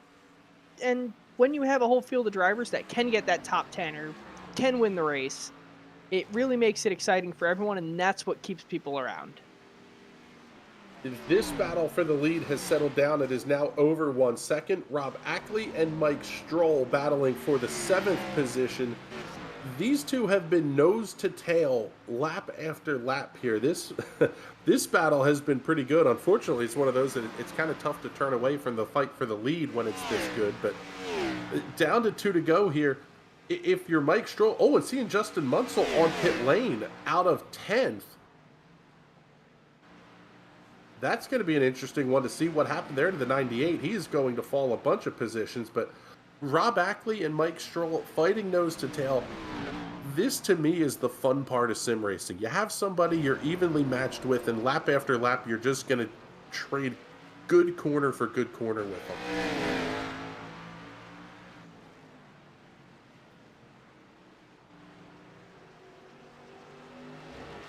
It looks like the 98 of Justin Munsell might have actually had a tire go down. Once you get low enough in tire wear, you can actually blow out a tire. So must have been pushing those tires too hard as he headed down pit road, put on a set of fresh right side tires, and looks like he's back off and away. Oh, man. Rob Ackley having a little bit of an off-track. Mike Stroll able to get past. White flag is out. 1 lap to go for Thomas Bressie. The lead sitting at 1 1/4 seconds right now. And the leaders just passed a lap car, and it's a clear track all the way up to the Lesmos. So it's just going to be a battle between them two. And unless Thomas Bressie makes a mistake, it's his race to lose. I know I just cursed him saying that, but I want a good race. Yeah, and these guys are running. The commentator's curse here. I'd say these guys, their last lap was within 0.04 of a second, so they are right on top of each other. And how about how they're throwing it off the curb still? That is impressive. I mean, these guys are working hard. By the way, Matt Wagner checking in, saying hello, saying he's ready to defend his title for the Grid Rival Ezra IndyCar Series coming up here on Thursday night. Their season getting ready to kick off. I can't wait for that one. That one's going to be an absolute blast. But down into the final couple of corners here. Last time through Ascari for Thomas Bressie. Run it clean, and then all you have left is the Parabolica. Now, Clean exit off the corner. Justin Morton. Wow. I was going to say Parabolica is going to be his last chance for a dive bomb, but it's going to be game, set, match for Thomas Bressie as long as he can get right through here. Justin Morton tried. He went full. Oh, and Bressie slides a little bit wide in the Parabolica. Oh, man, so does Morton. So does Morton. Off the final corner, checkered flag is in the air. Thomas Bressie gets the win at Monza. I think Justin Morton definitely just having some fun there after he knew he was beat. But yeah, that was a lot of fun coming through that final corner. Justin Morton's got to be gutted. If he made it through Ascari clean, he probably could have had it with how wide Thomas Bressi ran Parabolica. Picking up here, Blake Gordon coming across the line. We've got the 86 of Brian Young. Finian DeCuna should be coming across the line. 4th, 5th to Tyler Hensley. 6th to Brian Young. Man, and I'll tell you what a drive by Thomas Bressi. I'm interested to hear what was going through his head when the cycle of pit stops finished, and all of a sudden he's a second behind the guy that he had led for most of the race. That one's going to be interesting. Hard Charger Award of the night to Will Roberts, gaining 13 spots. Boomer, hold up here, buddy. I'm seeing the text comments. We had a 0X tonight? And we did, in fact. It looks like the 10 of Daco Parka collected 0 X's this evening, and I was going to take that only bonus point for the entire field tonight. So that was definitely a huge thing to come home with 0 X's.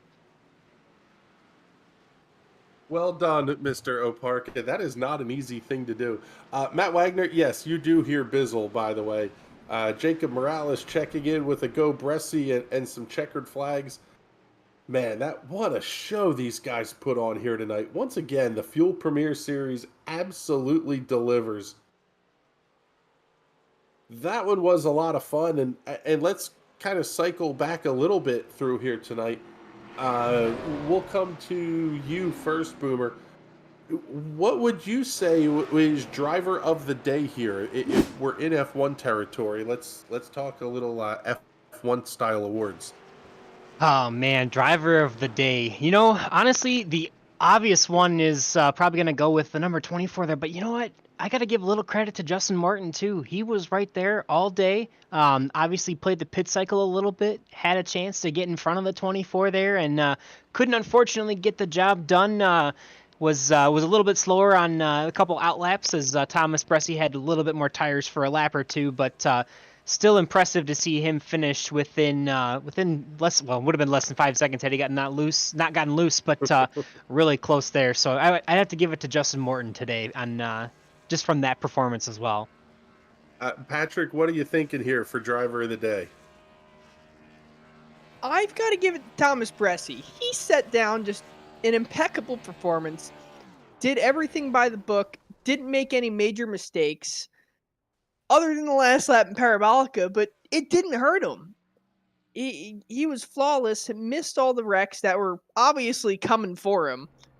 I don't think he could have done anything better today. I'm going to go a little bit out here on a limb, and I'm going to give my driver of the day award to Joe Dinsmore, gaining 10 spots, finishing in the 15th position, and not a bad run for Joe. And we saw him having some pretty substantial damage on that car at one point. So a very nice recovery drive for Joe Dinsmore to come home with a 15th place finish. And let's take a look here at your race results as Thomas Bressi burns them down here on the front straightaway. Thomas Bressi getting the win by 3.053 seconds over Justin Morton. Blake Gordon will round out the podium. Finian DeCuna and Tyler Hensley, your top 5. 6 through 10 to Brian Young, Mike Stroll, Rob Ackley, Chad Mikas, and Hayden Pistorius. Daco Parka coming home 11th, Gael Brooks in 12th, 13th to Brian Keita, 14th Casey Lacados, and in 15th, Joe Dinsmore. Travis McQuistion coming home 16th, Will Roberts 17th, Casey Shue in the 18th position, 19th Justin Munsell, and 20th to Brent Kook.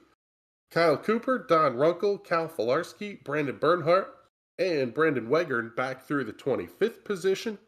26 through 30 tonight, Andrew Schaub, Matt Owens, Tyler Dulger, Alex Viccellio, and Rich Engel. Probably the hard luck award of the night goes to Alex Viccellio for the, maybe we'll call it the missed braking zone heading into the Parabolica very early in the race here, but let's get ready for our Victory Lane interviews, and we'll start things off with our race winner tonight, Mr. Thomas Bressi. And I'll tell you what, Thomas, that was a very impressive run tonight, but the first question that came to my mind post-race was, What was going through your head when you came out of the pit cycle and found yourself almost a second behind Justin Morton? Um, I was a little worried because I'm usually the guy that ends up short pitting, and I'm usually not on the other side of it. So I had to kind of, I guess, trust myself in the situation that I was like, all right, you got better tires, it'll be fine. Just chill and don't do what you did on lap 2, which was make a mistake, which we talked about before the race is things not to do. So that was a good start. Um, but yeah, I was fortunate enough. I think he made a mistake or something in Ascari, like the lap before he pitted, and that gave me a little more breathing room because I'd kind of opened up a gap enough that I was like, okay, well, if he does short pit, I got enough of a gap that I'm like kind of covered. And then I had a problem with the lap car there and like wiped the whole thing out. So I got lucky in that sense, but I wasn't too far behind him, which was obviously a good thing. And that kind of helped it make it a little easier, and just sitting behind him for that couple laps, just seeing where he was kind of making time, because he was better, I think, in like the first sort of sector, and then I was better in kind of other spots. So I was just kind of able to kind of use that a little bit to my advantage, plus the slightly better tires, and just kind of made the pass down there into one. So good start to the year though. Glad we finally got a win, and still got the top 5 streak going, which is great. So excited about that. Um, but yeah, not a bad night. It's funny that you mentioned the top 5 streak because this was also a big night in terms of bonus points for you. Leading at the halfway point, picking up the Yeah. pole award, most laps led. The difference separating you and Brian entering the race tonight was the bonus points. Now coming out of this race, you're going to have a 5-point lead over Brian Young. What does that mean as we head off to Indianapolis next week? Is it too early to start thinking points, or should we maybe start putting ourselves into that mindset a little bit?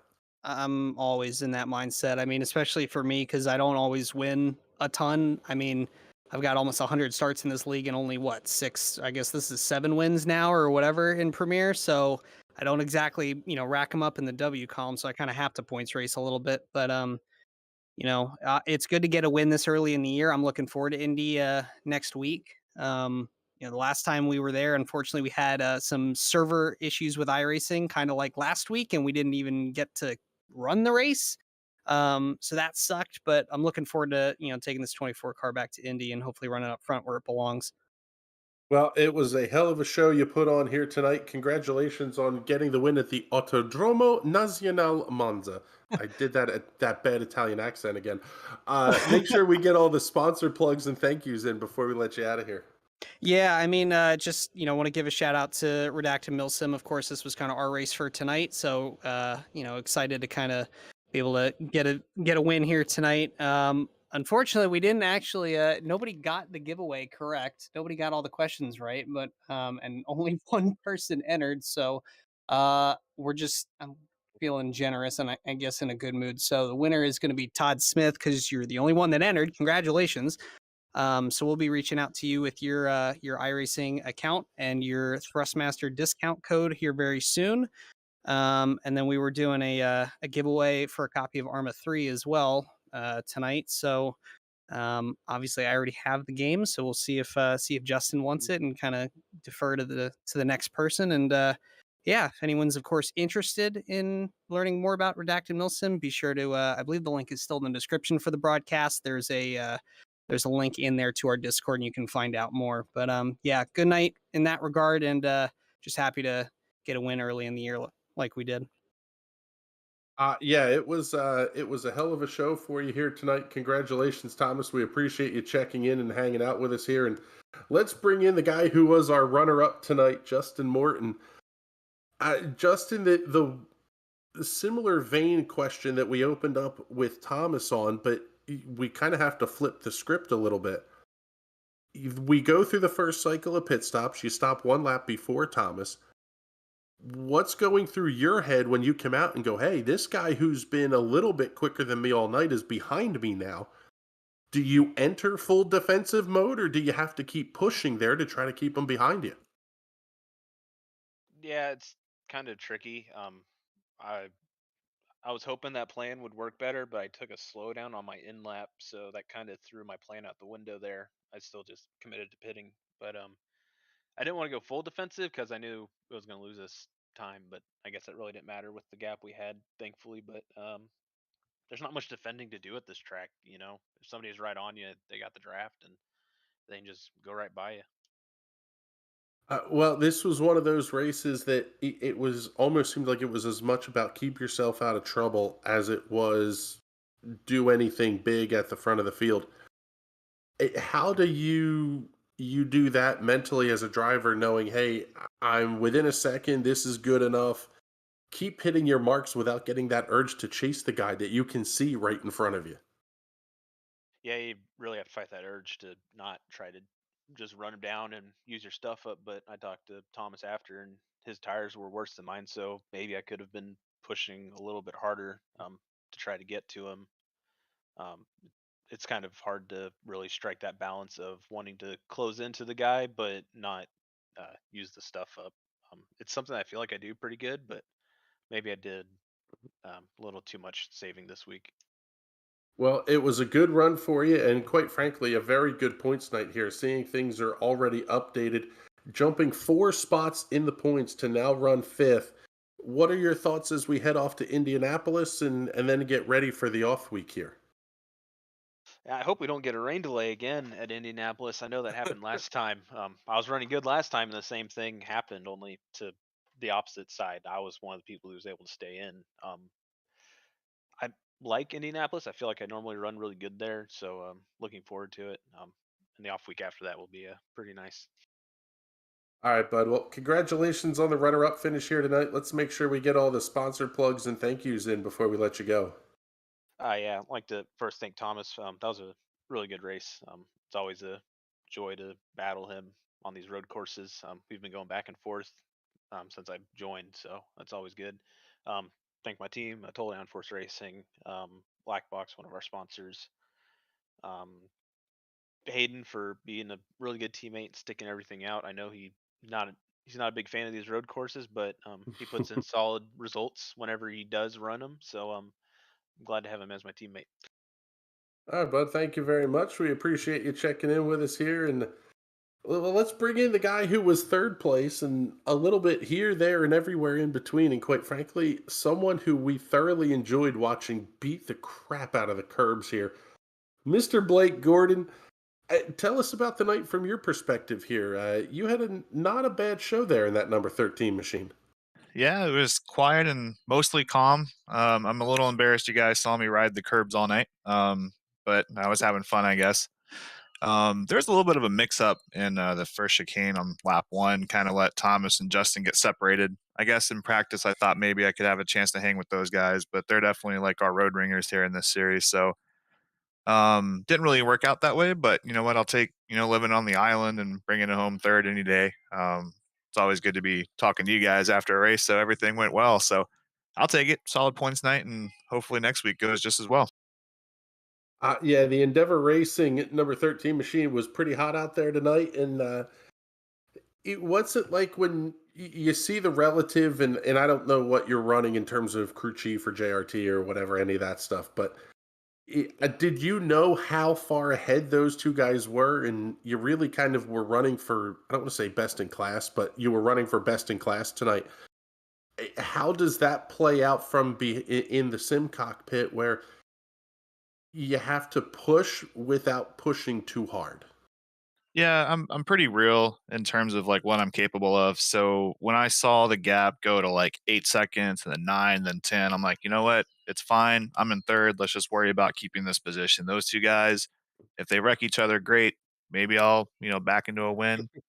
But if not, you know what? I all I can do here is manage like what I'm actually capable of, which I thought tonight was a third place. So um, got around Brian early in the race. We had a pretty good battle, and then held off the 99 for a little bit. And then after the pit stop cycled through, I was kind of just out there riding around. So I just had to stay focused. That's the hard part about these road courses is just mentally staying in it and not making any mistakes.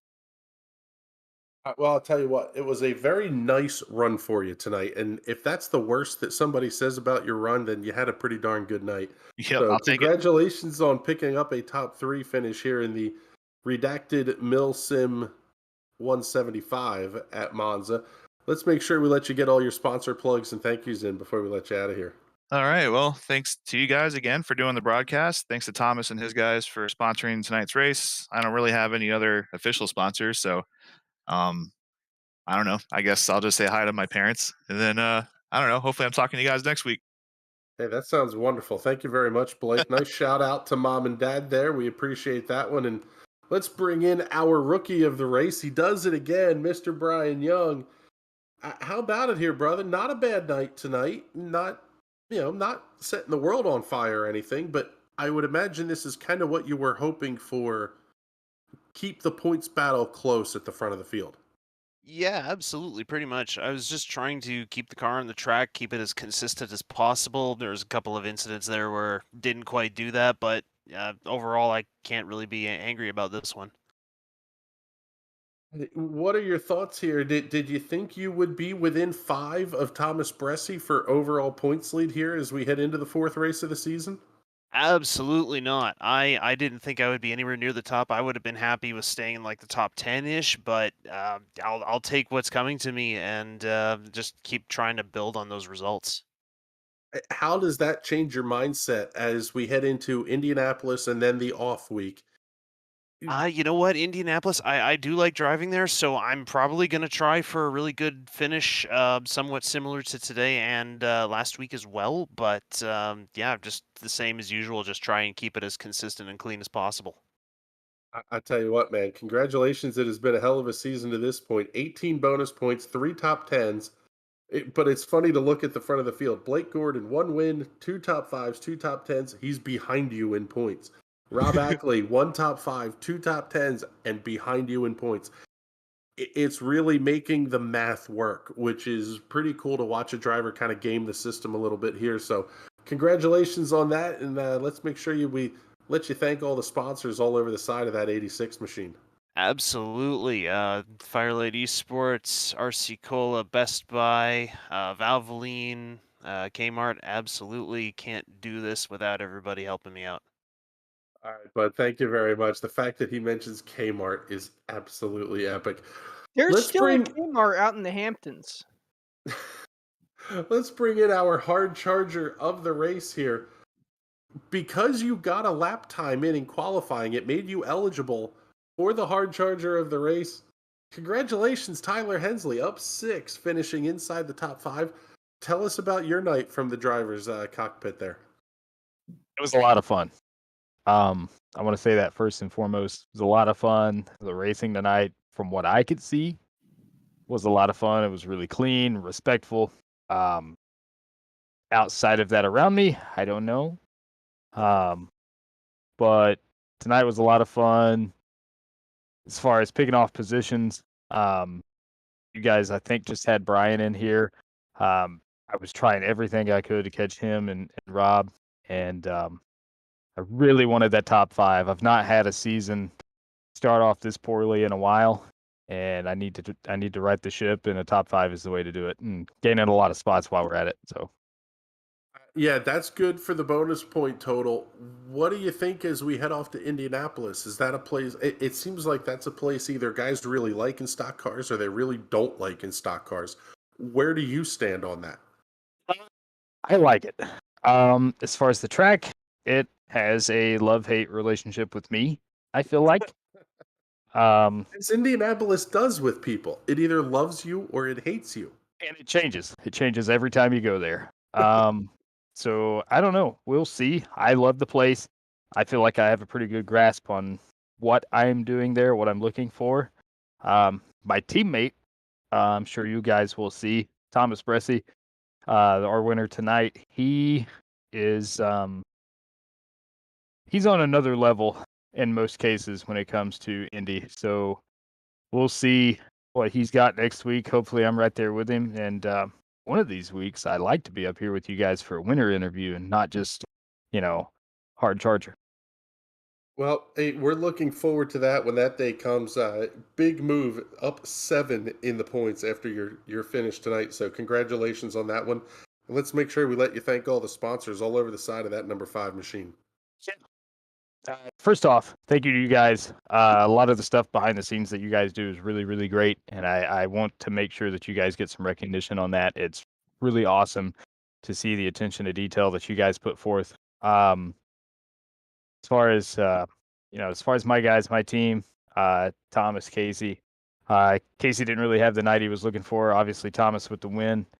And of course, Discount Tire. It's actually where I work, so it'd be cool one of these days to finally get them a W in fuel, but we'll see what we got.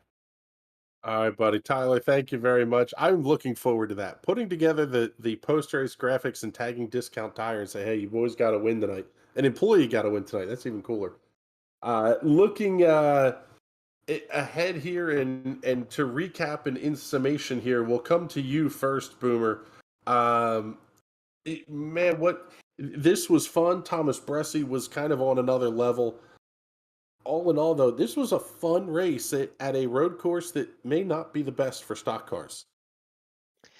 Yeah, there's definitely a few road courses that we've gone to in the past that are a lot of fun to kind of slide around that you don't normally slide around with with the cars that you normally take there, like here in the Red Bull Ring.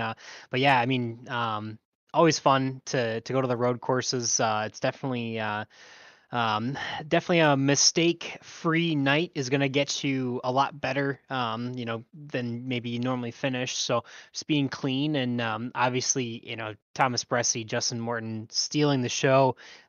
Biggest thing for Thomas Bressi, he's actually our new points leader now. So grabbing the win and the points lead over Brian Young by I think 5 points now with all the bonus points he had tonight. So definitely down in performance, but it's really cool to see. It's really cool to see a lot of these fast guys, just how impressive it is for them to slide a stock car around a road course. It's not something that you would typically see with a sports car or an open wheel car. So definitely a lot of fun to see that craft here tonight. And Patrick, at this point, it's really starting to feel like game on when we look at the point standings. Finian DeCuna up 8 into the 8th position in points, and he's 28 behind the season points leader, Thomas Bressi. Mike Stroll up 6, and he's only completed 168 of 182 laps this season. He's 30 points back. The top 10 are separated by 30 points as we head into the 4th race of the season. This is a wide open game. It's not like one of those deals that you can say, hey, yeah, this is now Thomas Bressi's to lose. Yeah, just because you're the points leader doesn't mean you have an advantage. All that means is you have a target on your head. Some of these guys, especially if they're allianced on a team, they might send some of their weaker drivers when Thomas Bressi is trying to lap them. Hey, hold them up a little bit, make them lose a spot. And it's games like that you're going to end up playing to try and help yourself, especially when you still have 10, 12, 15 cars. I believe the whole field, I would think, is still eligible to win that championship. Or not eligible, but mathematically possible. So Thomas Bressi now has a target on his head. He has to stay on his A game if he wants to maintain that lead. Yeah, this one is going to be a fun one to watch develop over the course of the season. Next week, we head off to the world's greatest race course, the Indianapolis Motor Speedway. For the Primate Pest Control 150, 60 laps around the 2.5 miles of Speedway, Indiana. We take a week off, then we head to Bristol Dirt, which is going to be absolutely epic. And then the longest race of the season, the Red Light 400 at Charlotte Motor Speedway, followed up by a trip out to Watkins Glen, the Darlington Duo presented by Big Evil Designs, Richmond, Talladega. My goodness, there is a ton coming up here, and that's all before we get to the end of the month of May.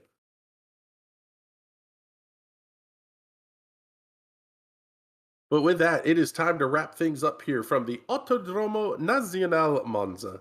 I did it again for you just to screw with you people. Fantastic production tonight by Mr. Connor Baldwin. Thank you very much to Boomer Logan and Patrick Byrne for hanging out with us in the booth tonight. My name is Chris Graham. Make sure this weekend, check out CletusMcFarland.com, the Freedom 500. Patrick will be down here on Wednesday to help us out with that one. We're doing a little bit of work on the production side of things, helping make that show happen. You don't want to miss that one. We'll say it that way. Hell yeah, brother. Coming up the rest of this week, Thursday night, it will be the return of the Ezra IndyCar series. I cannot wait to be talking about IndyCars again. And then we're going to follow it up with the Indy Pro 2000 Championship. Again, 2 big races on Thursday night, and hopefully we can get the High Side Hustle on the air. I will do my best, but schedules may not allow that one to happen this week. We'll do our best. But with that, it is time for us to get the hell out of here. Fantastic show tonight by the Fuel Premier Series. Thank you all for tuning in. We appreciate you hanging out with us and checking in the comments, and we will talk to you all soon. For everybody here at the National Racing Network, my name is Chris Graham. Have a great night, everybody.